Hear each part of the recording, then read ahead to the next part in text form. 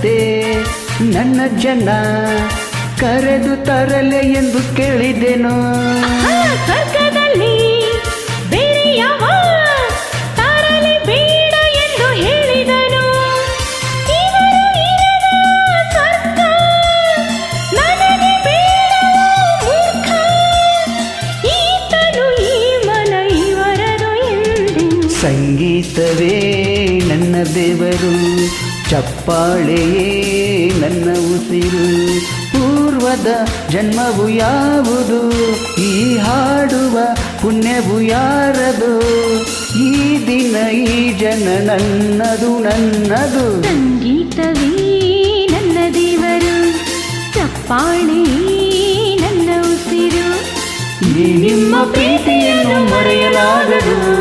ರಪ್ಪಪ್ಪ ರಪ್ಪಪ್ಪ Everybody! ರಪ್ಪಪ್ಪ ರಪ್ಪಪ್ಪ